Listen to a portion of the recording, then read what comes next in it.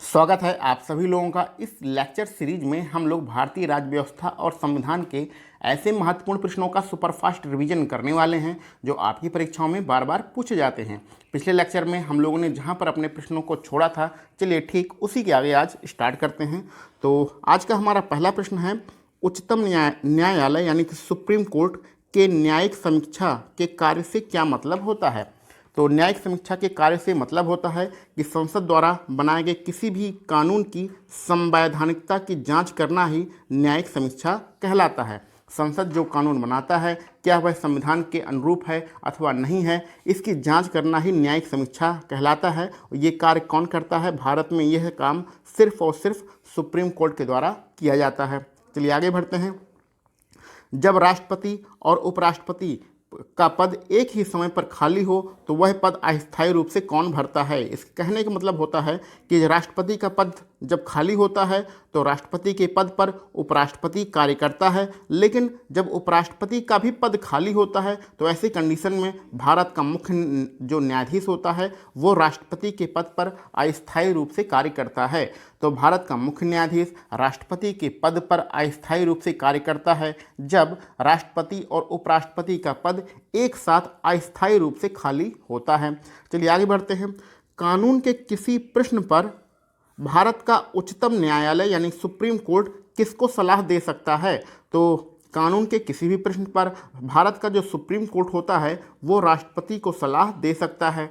तो राष्ट्रपति ज़रूरत पड़ने पर भारत के सुप्रीम कोर्ट से कानूनी प्रश्नों पर सलाह लेता है। इस चीज़ को आप जानते रहिएगा।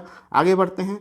शिक्षा का जो अधिकार दिया गया है यानी शिक्षा को किस सूची में डाला गया है, राज्य सूची, संघ सूची अथवा समवर्ती सूची। ध्यान रखिएगा, शिक्षा जो है समवर्ती सूची का विषय है जिस पर केंद्र और राज्य दोनों मिलकर नियम आपने बना सकते हैं। चलिए आगे बढ़ते हैं अपने अगले प्रश्न पर। भारतीय संविधान के किस अनुच्छेद में पहले पंचायती राज संस्था को राज्य के नीति निर्देशक सिद्धांतों के रूप में शामिल किया गया था। तो राज्य के नीति निर्देशक सिद्धांतों के रूप में पंचायती राज को अनुच्छेद 40 में शामिल किया गया था। तो जो आर्टिकल 40 है वो पंचायती राज को बताता था। इस चीज़ को आप ध्यान में रखिएगा, आर्टिकल 40 पंचायती राज से संबंधित है। चलिए आगे बढ़ते हैं। हम लोग नगर निगम के बारे में बात करते हैं। भारतीय संविधान की किस सूची में नगर निगम की शक्तियां, प्राधिकार और जिम्मेदारियां सूचीबद्ध हैं, यानी कि नगर निगम को कहां पर शामिल किया गया है। तो भारतीय संविधान की 12वीं अनुसूची में, जो 12वीं हमारी सूची है भारतीय संविधान की, उसमें नगर निगम को शामिल किया गया है। ये वन लाइनर प्रश्न है, आप इसको रट लीजिएगा कि नगर निगम किस में है, 12वीं अनुसूची में है। चलिए आगे बढ़ते हैं। ऐसा कौन सा अधिकार है जो मौलिक अधिकार की श्रेणी में नहीं आता है। तो ये प्रश्न किसी परीक्षा में आया रहा होगा जिसमें आपको 4 विकल्प दिए रहे होंगे। उसमें से एक विकल्प रहा था धर्म और जाति का परिवर्तन करने का अधिकार। धर्म और जाति परिवर्तन करने का जो अधिकार है वो मौलिक अधिकार नहीं है, इस चीज़ को आप जान लीजिएगा। वैसे मौलिक अधिकार जितने भी हैं उसको आप डिटेल में पढ़ लीजिएगा क्योंकि अधिकांश बार इससे प्रश्न बनते हैं और कोई भी पेपर होता है एक प्रश्न तो मौलिक अधिकार से कन्फर्म ही रहता है। चलिए आगे बढ़ते हैं। भारतीय संविधान में वर्णित मौलिक अधिकारों का संरक्षक किसे माना जाता है। तो मौलिक अधिकारों का संरक्षक सुप्रीम कोर्ट के माना जाता है। उच्चतम न्यायालय मौलिक अधिकारों का संरक्षक होती है, इस चीज़ को आप जानकारी में रखिएगा। आगे बढ़ते हैं। लोकसभा के प्रथम अध्यक्ष कौन हैं। तो लोकसभा के प्रथम अध्यक्ष GV मालवंकर हैं। तो मालवंकर साहब लोकसभा के प्रथम अध्यक्ष हैं। भारत का प्रथम नागरिक कौन होता है। तो भारत का राष्ट्रपति भारत का प्रथम नागरिक होता है। आगे बढ़ते हैं। पंचायत चुनाव लड़ने के लिए प्रत्याशियों की न्यूनतम आयु कितनी होती है। तो पंचायत का अगर आपको चुनाव लड़ना है यानी कि ग्राम सभा का आपको चुनाव लड़ना है या जिला पंचायत का चुनाव लड़ना है, ऐसी कंडीशन में जो न्यूनतम आयु होती है वो 21 वर्ष की होती है। यानी 21 वर्ष के अगर आप हैं तो प्रधान बन सकते हैं गाँव के। चलिए ठीक, कोई बात नहीं, आगे बढ़ते हैं। राज्यों के मुख्यमंत्री की नियुक्ति कौन करता है। तो किसी भी राज्य में संबंधित राज्य के मुख्यमंत्री की नियुक्ति राज्यपाल के द्वारा किया जाता है। और ये मुख्यमंत्री कौन होता है। मुख्यमंत्री विधानसभा में बहुमत दल का नेता होता है। आगे बढ़ते हैं। 14वें वित्त आयोग, बहुत ज़्यादा इंपॉर्टेंट क्वेश्चन है आपके लिए करंट के लिए कि 14वें वित्त आयोग के चेयरमैन कौन हैं। तो 14वें वित्त आयोग के जो अध्यक्ष हैं उनका नाम है YV रेड्डी। YV रेड्डी 14वें वित्त आयोग के अध्यक्ष हैं। अब अगर आपको 15वें वित्त, अगर आपने करंट का थोड़ा बहुत टॉपिक पढ़ा है तो 15वें वित्त आयोग के अध्यक्ष कौन हैं, इसको आप कमेंट बॉक्स में ज़रूर बताइएगा कि 15वें वित्त आयोग के अध्यक्ष कौन हैं। आगे बढ़ते हैं। सुप्रीम कोर्ट में यानी सर्वोच्च न्यायालय में न्यायाधीशों की नियुक्ति कौन करता है, तो सर्वोच्च न्यायालय में न्यायाधीशों की नियुक्ति राष्ट्रपति द्वारा किया जाता है। केंद्र सरकार में या संघ में जितने भी बड़े पद होते हैं उन सभी पदों पर जो नियुक्ति की जाती है वो राष्ट्रपति के द्वारा किया जाता है। आगे बढ़ते हैं। भारत में प्रधानमंत्री बनने के लिए न्यूनतम आयु कितनी होनी चाहिए, तो अगर आपको भारत का प्रधानमंत्री बनना हो तो कम से कम 25 वर्ष की आयु आपकी होनी चाहिए। इसको हम लोग ऐसे समझ सकते हैं कि लोकसभा का चुनाव लड़ने के लिए जो न्यूनतम आयु है वो 25 वर्ष की आयु है। तो लोकसभा में जो बहुमत दल का नेता होता है वही प्रधानमंत्री के रूप में चुना जाता है। तो इस प्रकार आप 25 वर्ष की आयु में प्रधानमंत्री बन सकते हैं। चलिए आगे बढ़ते हैं।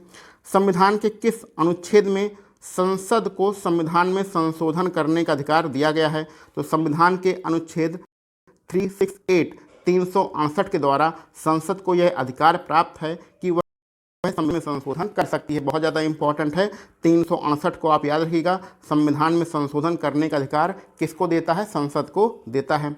चलिए आगे बढ़ते हैं। संसद के 2 सत्रों के मध्य अधिकतम कितना अंतराल होना चाहिए, तो भारतीय संविधान में यह लिखा गया है कि संसद के 2 सत्रों के मध्य अधिकतम 6 माह का अंतराल होना चाहिए। वर्तमान समय में संसद के कितने सत्र आयोजित किए जाते हैं एक वर्ष में, तो वर्तमान समय में एक वर्ष में संसद के 3 सत्र का आयोजन किया जाता है।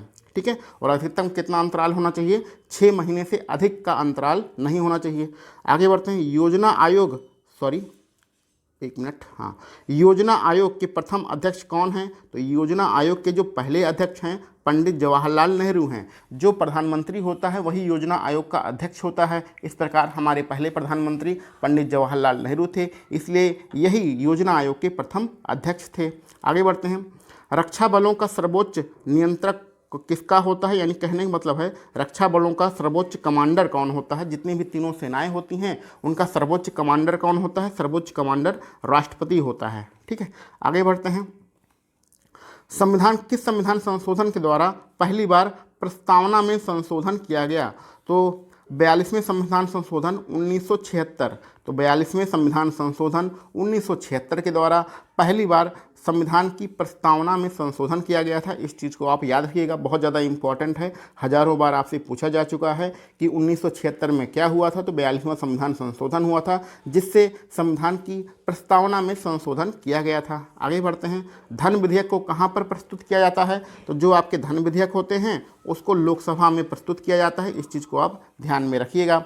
ऐसे कौन से प्रधानमंत्री हुए हैं जिन्होंने लोकसभा का एक भी बार सामना नहीं किया है, यानी कि ऐसे कौन से प्रधानमंत्री हैं जो लोकसभा कभी उपस्थित नहीं हुए, तो ऐसे प्रधानमंत्री चौधरी चरण सिंह। तो जब ये प्रधानमंत्री थे उस समय लोकसभा नहीं चल रही थी, थोड़े समय के लिए ही प्रधानमंत्री ये बनाए गए थे, तो इस प्रकार उन्होंने एक भी बार लोकसभा का सामना नहीं किया है। लेकिन आप जानते रहिए कि लोकसभा में जो बहुमत दल का नेता होता है वही प्रधानमंत्री होता है। ठीक है, आगे बढ़ते हैं। राष्ट्रपति पद का अगर चुनाव आपको लड़ना हो तो उसकी अधिकतम आयु क्या होती है, तो राष्ट्रपति पद का अगर आपको चुनाव लड़ना हो तो उसके अधिकतम आयु की कोई सीमा नहीं है। भारतीय संविधान में राष्ट्रपति पद के लिए अधिकतम आयु का कोई भी प्रावधान नहीं किया गया है। इस प्रकार राष्ट्रपति पद का चुनाव लड़ने के लिए अधिकतम आयु की कोई भी सीमा नहीं है। आगे बढ़ते हैं। सन 2014 में जो लोकसभा के आम चुनाव हुए थे वो लोकसभा के कौन से नंबर के चुनाव थे, तो लोकसभा के 16वें नंबर के चुनाव थे, यानी 16वीं लोकसभा थी। ठीक है, 2014 में जो लोकसभा चुनी गई थी वो 16वीं लोकसभा थी। इस प्रकार 2019 में जिस लोकसभा का चयन किया गया था वो 17वीं लोकसभा थी। 2019 वाली जो लोकसभा है वो 17वीं लोकसभा है। वर्तमान समय में 17वीं लोकसभा चल रही है।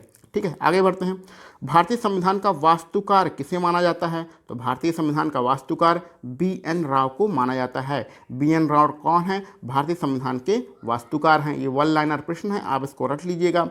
राज्यों में आपातकाल की घोषणा कौन करता है, तो इसको हम लोग डिटेल में अपने पिछले लेक्चर में पढ़ चुके हैं कि राज्यों में आपातकाल की घोषणा राष्ट्रपति के द्वारा किया जाता है।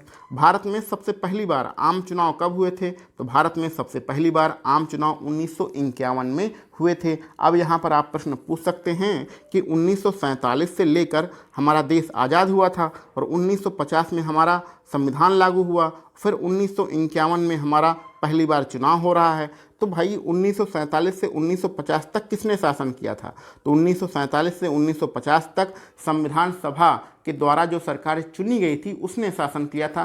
संविधान सभा में प्रधानमंत्री कौन थे? पंडित जवाहरलाल नेहरू थे।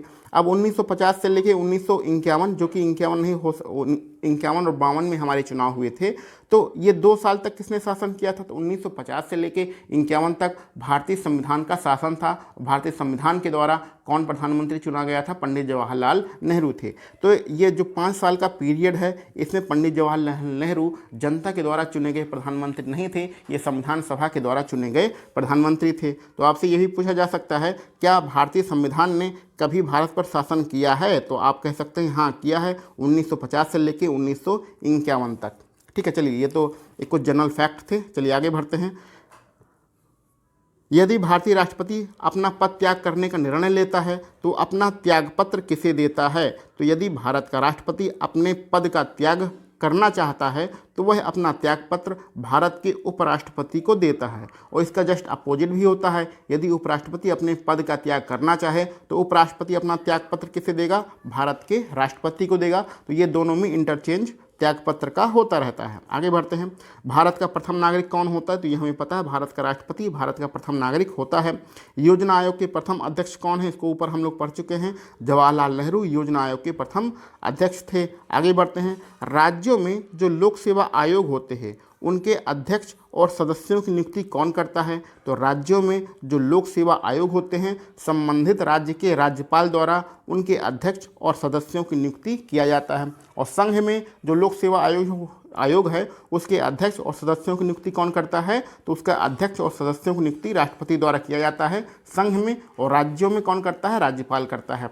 तो आज के लिए जो हमारे पास प्रश्न थे वो बहुत ज़्यादा इम्पॉर्टेंट थे और उम्मीद है ये सारे प्रश्न आप बहुत ही आसानी से कर लेंगे। तो आज के लिए हम लोग बस इतने ही प्रश्न रखते हैं। इसके आगे के प्रश्नों को हम लोग अपने अगले लेक्चर में सॉल्व करेंगे। आप सभी लोगों को वीडियो देखने के लिए बहुत बहुत धन्यवाद।